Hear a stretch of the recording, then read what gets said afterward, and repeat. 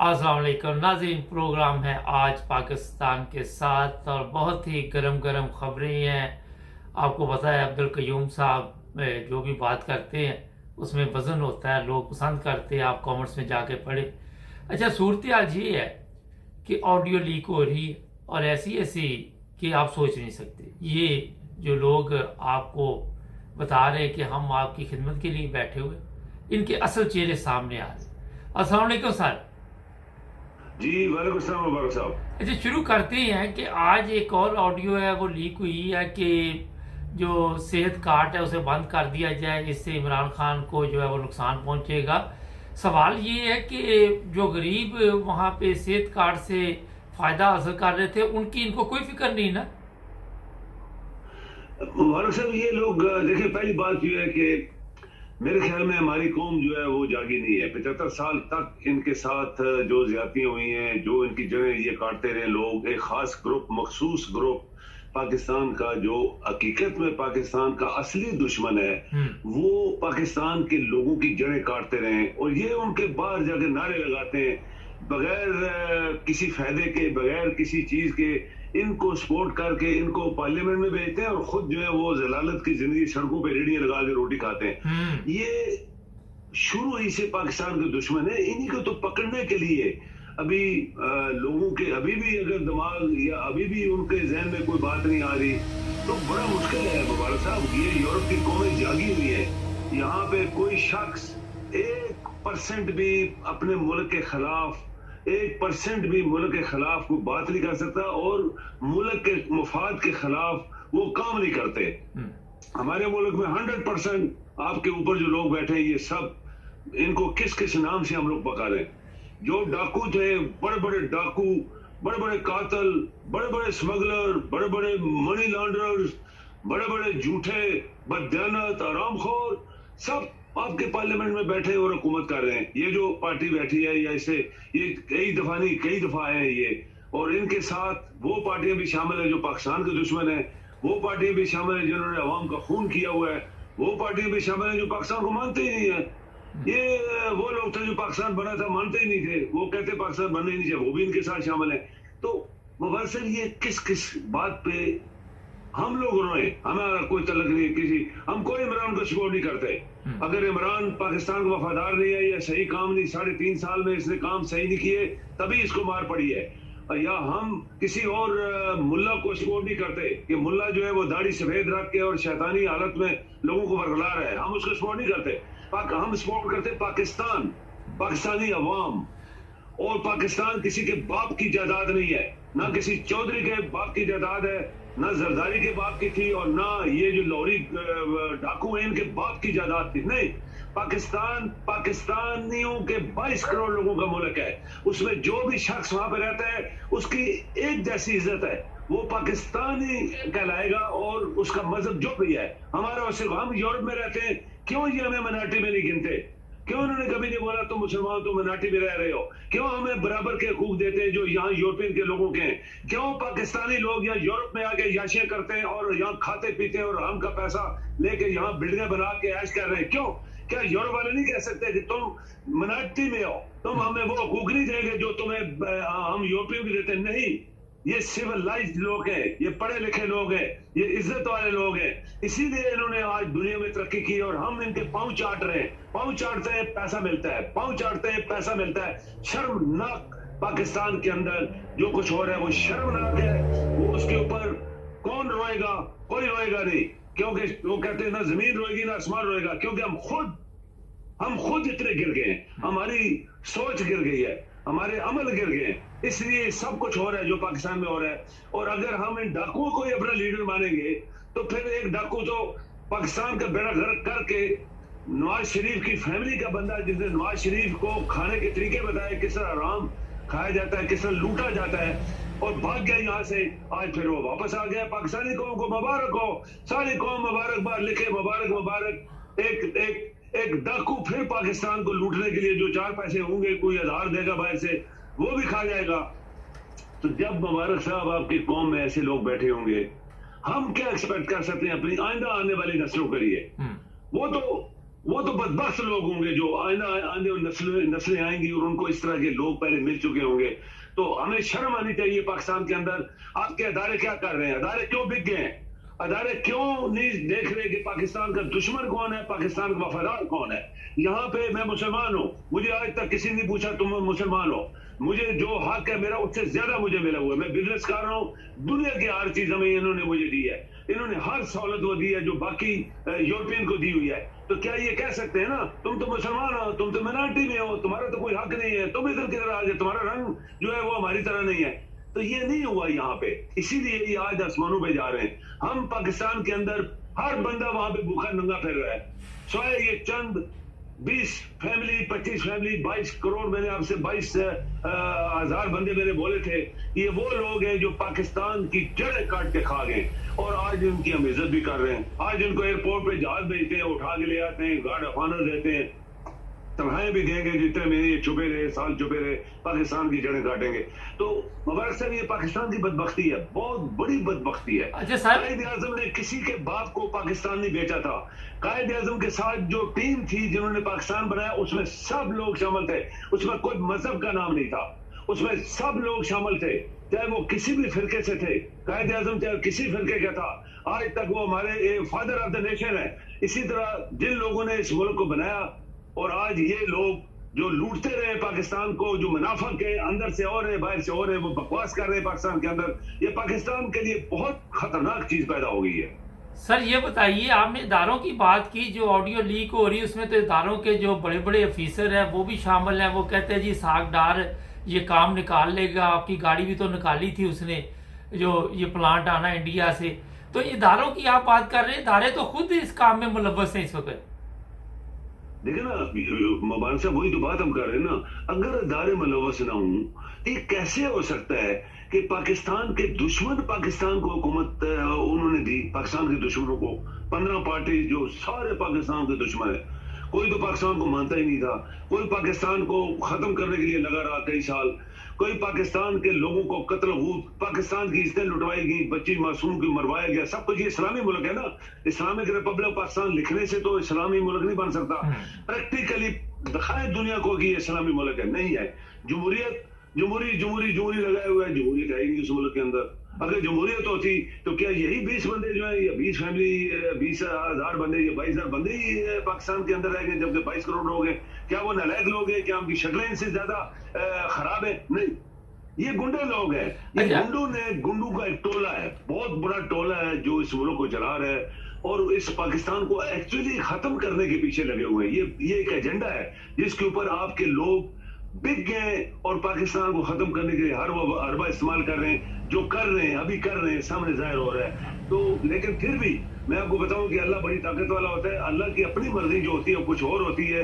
ये जो मर्जी कर लें, ये पाकिस्तान को खत्म नहीं कर पाएंगे। जिन्होंने बनाया था उन्होंने बड़ी कुर्बानियां दी थी और उसमें 5-10% ही लोग हैं जो अल्लाह के नेक लोग हैं, वो इस मुल्क को बचा रहे हैं। इनके कहने इनकी मर्जी से तो पाकिस्तान नहीं चलने वाला, लेकिन लोगों को जागना चाहिए। ठीक है, इमरान जो बातें कर रहा है, तकरीरों से मुल्क नहीं चलते, झंडे सबज उठा के सड़कों पे नारे मारने से मुल्क तरक्की नहीं करते। जिन्होंने तरक्की किया उन्होंने काम किया है। चाइनीज को देखें, दुनिया को देखें, यूरोप को देखें, अमेरिका को देखें, कभी सड़कों पे झंडे मार के नहीं फिरते और नारे नहीं मारते। घर पे रोटी नहीं होती, हमसायों के पास जूते नहीं होते, मासूम बच्चे नंगे फिर रहे सर्दियों में भी, उनको तो नहीं देते, जूते भी नहीं लेके देंगे, रोटी भी नहीं देंगे, कपड़े देंगे, बाहर सड़कों पे नारे मार रहे हैं। ये सिर्फ पाकिस्तान में है, दुनिया में नहीं है। दुनिया ने तरक्की की है अपनी मेहनत के ऊपर, रात दिन जाग के, और उन्होंने तरक्की की है। और हम झूठे नारे, फ्रॉड, हेरा फेरियां, बेईमानियां, धोखेबाजियां और मुनाफिक होने से 75 साल चलते रहे तो आज तक आपका मुल्क 1% तरक्की नहीं कर पाया। सर ये बताइए, जो बड़ा खतरनाक काम है कि बिल्कुल सब ऐसे जैसे सत्तू पी के सो गए हैं, किसी ने ना अदालत ने बोला ना किसी और ने कोई ऐसी बात की। उल्टा मरियम औरंगजेब ने और राना सनाउल्लाह ने कहा जी अल्हम्दुलिल्लाह जो हकीकत है अवाम के सामने है, इसमें कोई हमने गैर कानूनी बात नहीं की।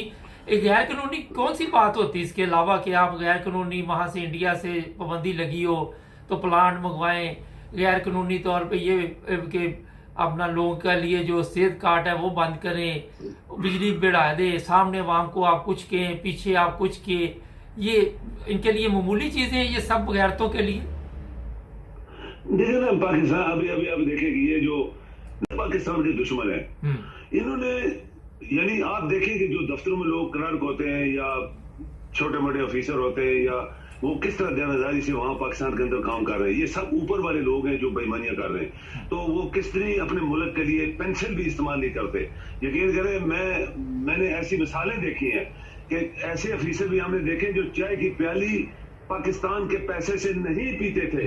अगर मेहमान आ गया, जो बाहर का मेहमान है, उसको उन्होंने पाकिस्तान के पैसे से चाय पिलाई और खुद अपने पैसे देके चाय पिलाई। हमने ऐसे देनेदार भी लोग देखे। और पाकिस्तान की गाड़ियां इस्तेमाल नहीं करते थे, कहते ये पाकिस्तान का माल, क्यों मैं खाऊं आराम, क्यों पाकिस्तान को मैं लूटूं। ऐसे भी लोग हमने देखे। और ऐसे भी देखे जो पूरा पाकिस्तान को लूट रहे हैं। 10-10 गाड़ियां खड़ी हैं, 20-20 नौकर रखे हुए हैं। पाकिस्तान उनको तनख्वाह दे रहा है।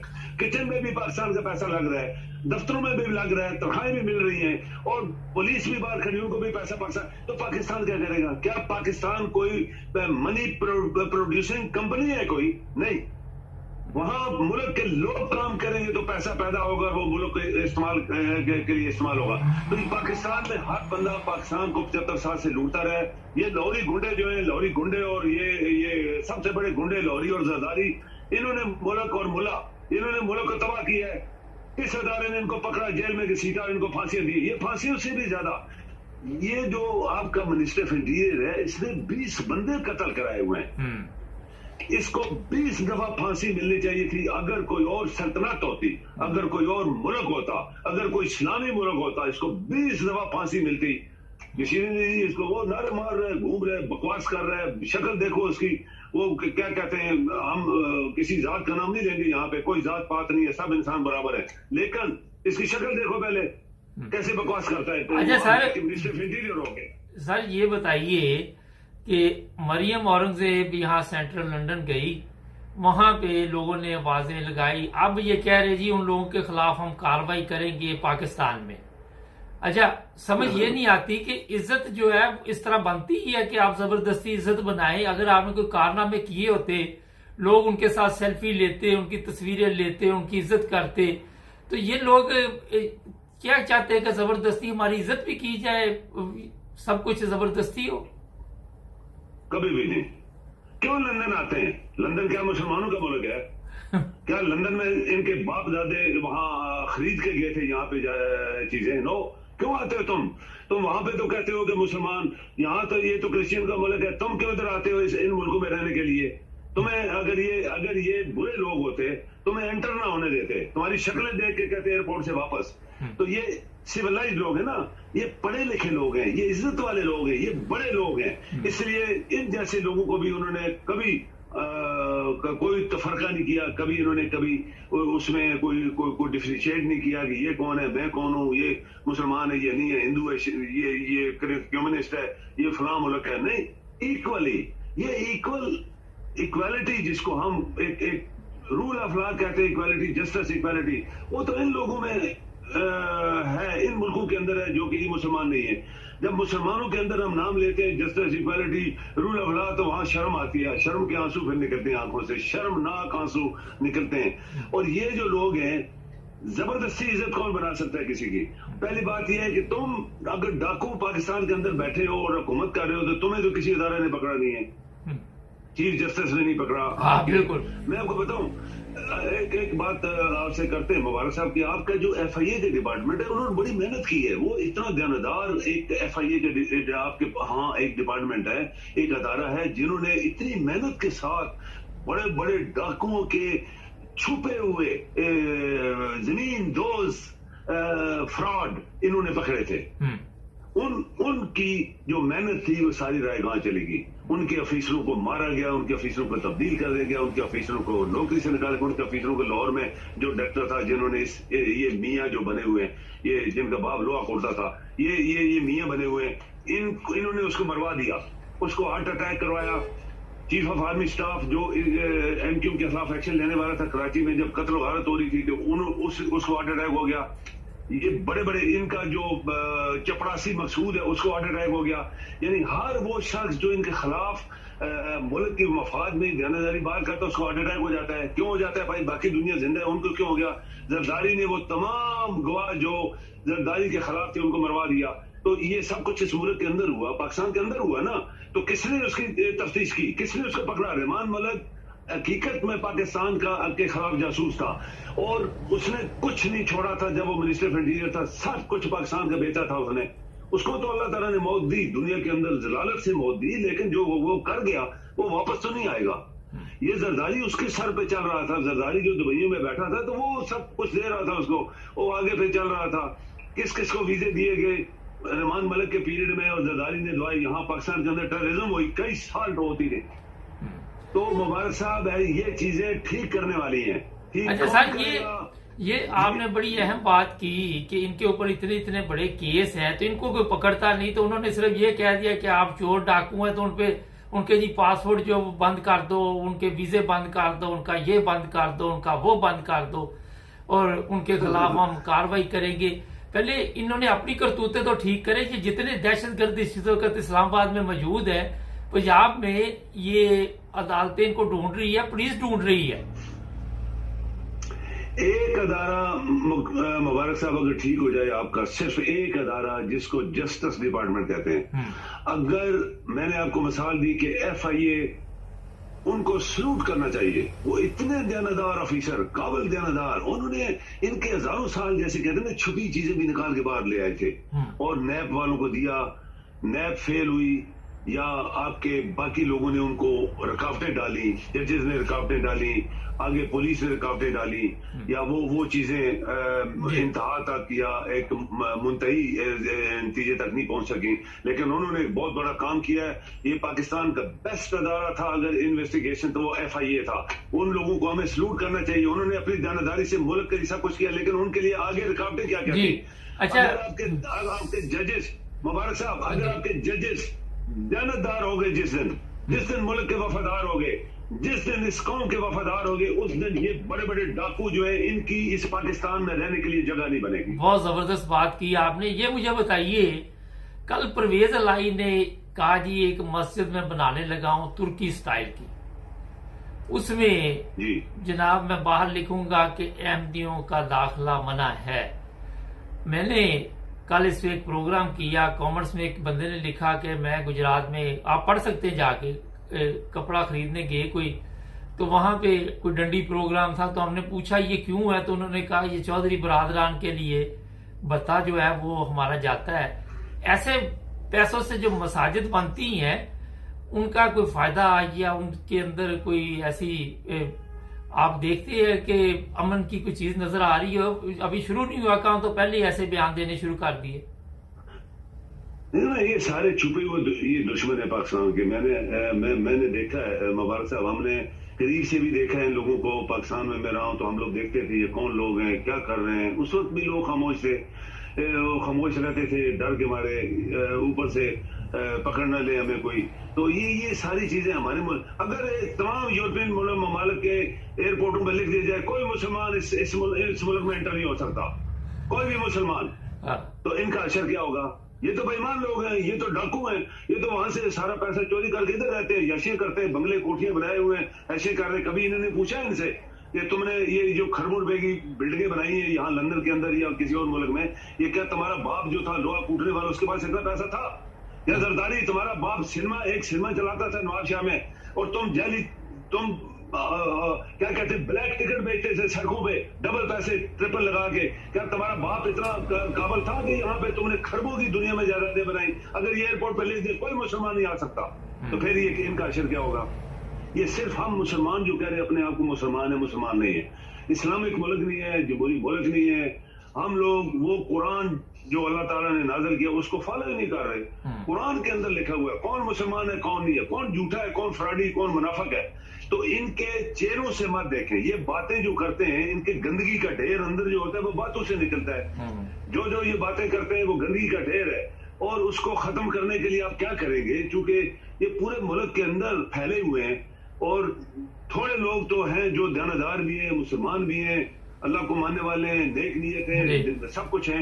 लेकिन बाकी जो पाकिस्तान की सोसाइटी है, जब आप छोटी छोटी बच्चियों को मस्जिदों में नहीं छोड़ते, जब छोटी छोटी बच्चियों को स्कूलों में नहीं छोड़ते, जब छोटी छोटी बच्चियों को कॉलेज यूनिवर्सिटी में नहीं छोड़ते, और किसी जगह उनको छोड़ते नहीं है, 2 साल 4 साल 6 साल की बच्चियों को, ये मुल्ला है दाढ़ियों वाले, जब मुल्ला दाढ़ियों वाले हमारी बच्चियों को नहीं छोड़ते जो मासूम फूलों की तरह खूबसूरत होती हैं, तो इनसे क्या आप एक्सपेक्ट कर सकते हैं कि ये इस्लाम फैलाएंगे या ये मुसलमान है? बिल्कुल नहीं, मैं नहीं मानता, आप यकीन करें। और मैं इस बात को मानता हूँ कि आप मुबारक साहब एक बात याद रखें, अल्लाह की कुदरत बड़ी ताकत वाली है, वो जो करना चाहता है वो करके रहेगा, और इस मुल्क के अंदर इनकलाब आएगा। इस मुल्क के अंदर वो तमाम डाकू चोर लटेरे पाकिस्तान के दुश्मनों को एक दिन, मैंने आपको बोला था, वेरी नियर फ्यूचर इनको फांसी मिलने वाली है। बहुत शुक्रिया सर आपका, thank you ji, thank you नाज़रीन, जबरदस्त बातें। अच्छा, कल जब ये परवेज लाई ने ऐलान किया तो बाद में इस पे पता नहीं मक्खियों ने हमला कर दिया, मुझे कुछ वीडियोस आई है, मुझे सही उस खबर का पता नहीं, मगर मैं आपको ये बताना चाहता हूँ कि जो कॉमर्स में आप पढ़ें तो पता चलता है कि कहाँ से इनकी इनकम है, दुकानों से कितने % ये गुजरात में पैसे लेते हैं और बनाते हैं मस्जिदें, और दावे इनके देखे जरा, तुर्की जैसी मस्जिद बनेगी अपने पैसों से। वो जैसे कह रही थी 2,000 रुपये सबको देंगे, वो हरामखोर इधर महंगा पर्स डाल के फिर रही थी, और वहां पे सेंट्रल लंदन में जो उसके साथ सलूक हुआ, तो आप खुद अंदाजा लगाएं क्या हालात है। जुड़े रहे हमारे साथ, सब्सक्राइब करें।